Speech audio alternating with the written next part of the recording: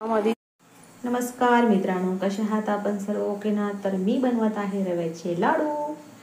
हे बघा, इथं रवा भाजून ठेवला बदामी कलरचा आणि इथं बडीशोप आणि विलायची वगैरे असं दरदर वाटून ठेवलेलं आहे. आणि हे सतत असं फिरवत राहायचं जोपर्यंत मोती तयार नाही होत तोपर्यंत हे सतत फिरवत राहायचं. बघू शकता, मस्त ना मैत्रिणींनो? रव्याचे लाडू बनवणं अगदी सोपी रेसिपी आहे. बस फक्त रवा छान प्रकारे भाजून घेतला पाहिजे म्हणजे झालं. रवा हा बदामी कलरचा छानपैकी भाजून घ्यायचा आणि मग हे पाक तयार करण्यासाठी ना हा पाक रेडी झाला.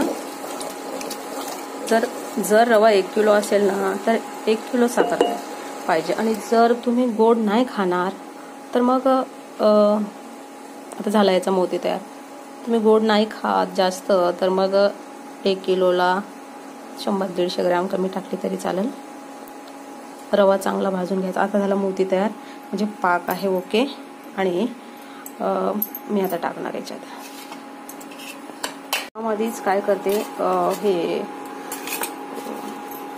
वाटलेलं इलायची सोप टाकते आणि थोडंसं मी याच्यामध्ये ना केसर टाकते. पण असं काही जरुरी नाही, खूप गरम पण आहे. तर हिवाळ्यात टाकायची गोष्ट आहे, पण मी टाकते, चांगला कलर येते म्हणून मला आवडते.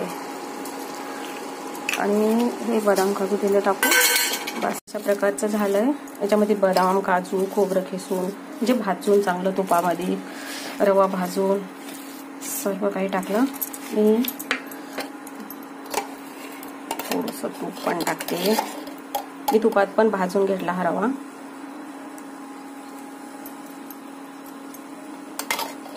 तुपात भाजून घेतलेला आहे. मला मित्रांनो, रव्याचे लाडू बनवणं अगदी सोपं. फक्त एकदा रवा छान भाजला म्हणजे झालं. हे बघू शकता, बदाम काजूचे जे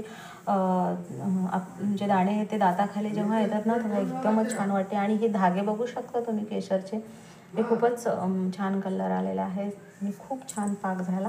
तर आता हे गार झाल्याच्या नंतर आपण लाडू बनवायला स्टार्ट करूया.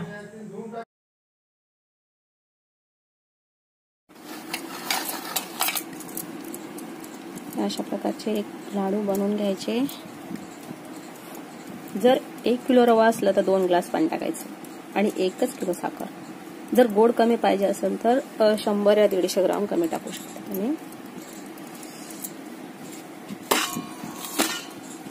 अशा प्रकारचे लाडू फक्त अर्ध्या तासात बनवून लाडू होतात. फक्त रवा भाजायला वेळ लागतो.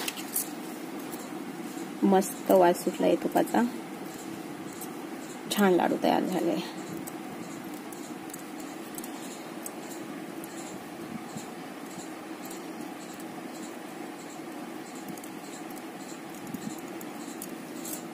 ओके, खरंच खूप सुंदर लाडू झाले.